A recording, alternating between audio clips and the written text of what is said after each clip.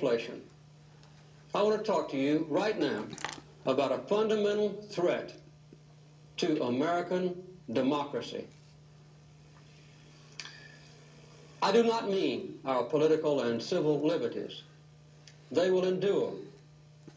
And I do not refer to the outward strength of America, a nation that is at peace tonight everywhere in the world, with unmatched economic power and military might.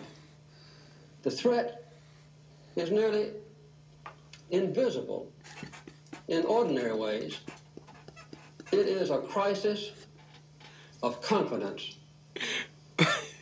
It is a crisis that strikes at the very heart and soul and spirit of our national will. It's a malaise. We can see this crisis right. in the growing doubt about the meaning of our own lives. Thank you, James. I asked James to play that.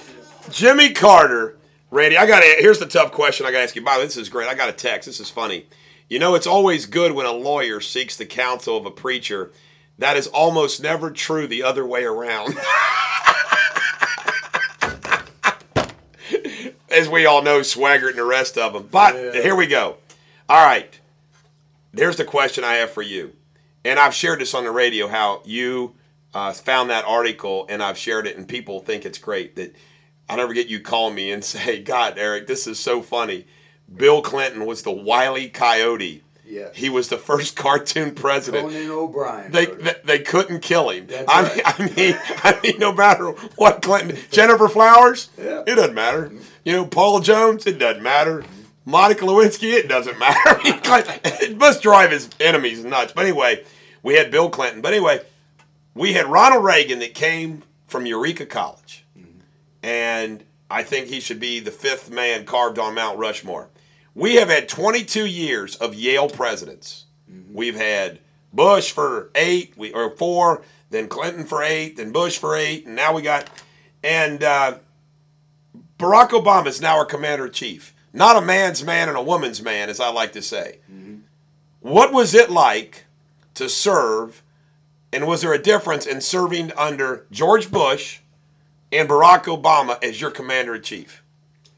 Well, or does it not make any difference? Right. You know, as president, they're pretty far removed at my level, which you might call the tactical level. Yeah, I guess that's true. You don't have any interaction with the president. Right. It's not like I'm sitting down in the staff meeting and he's giving me direct orders per se, but it's a ripple effect, obviously. You know, any president and decisions that they make with counsel and advisement and all. But when you talk about the commander-in-chief, and speaking as someone who's been in the military, again, you know, my role is to support the decisions and support the Congress, because that was established from day one, that the Congress is the again, they have authority over the military, as you know. And again, that could be a real... You know, Harry Truman pointed that out to General MacArthur. Right. Yeah, you know, and so, again, so you've got the commander-in-chief, and so, by all means, whether I see eye to eye with whether it's him or whether it's Bush or whether it was Clinton, nevertheless, you respect the position and you give deference to it. You know what, Randy? I say this. I would be a great general. I would be a great captain, drill sergeant, all those things on one hand, because of my passion, my fire, and my guts. On the other hand, following an order that I disdained, oh, God, that'd be tough. Right.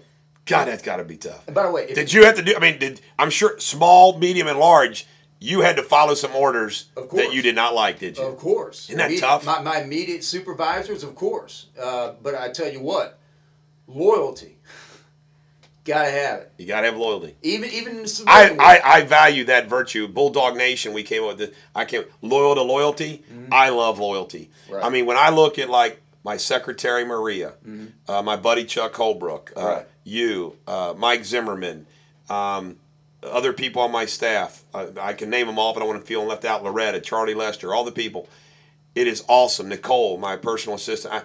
The loyalty that I feel from the people, my wife, my kids, my closest friends, my dad, my mom. the loyalty that when you feel loyalty from those people closest to you, it's awesome. Right. And you got to have it. You do, and it's a common sense thing almost. Right. Where you know that, okay, if you're working for somebody and they have authority over you, if it's just you and them, you should be able to express if you have a difference of opinion. Yeah, but that's where it stays. And there's nothing worse. There's nothing worse than when somebody betrays you. Absolutely. God, that is painful. Absolutely. That is painful. And even if you have a falling out with somebody, whether it's a buddy or whether you leave work or whatever, but still in public, you still protect their character. Right. That's huge. Yeah. Because guess what? People that see that, they'll say, you know what, I can trust them. Right. You're right. I say this about, and then we're on a break. Mike, I'm sorry I didn't get to you, Mike and Dayton. We'll get to you after the break. My secretary, Maria, I could go into the office tomorrow. She is a quiet, I think her background's a Ukrainian Pole via Brooklyn. This is Maria from over 6 years ago? Yeah. She's Maria. Still with you? She's still with me. Awesome. And she is quiet strength. Right. She's got that Eastern European strength about her. Also from Yonkers. She's not from Brooklyn. She gets mad. Always forgets from Yonkers. I could go in the office tomorrow and fire Maria for a mean, terrible reason. I'd say, Maria, you're fired. I don't want... She'd get her purse, walk out the door, and I'll bet you she would never say one negative word about me. That's awesome. Now, I would never do that to her, but I'm just saying, Sure. you can just sense that she's old school that way. Right. And boy, it's comforting. Right. Hey, and those are the ones you can count. Right. 513-749-7000, 1-800-THE-BIG-1, pound 700 AT&T. Sorry I missed you, Mike from Dayton. The Bulldog on 700 WLW.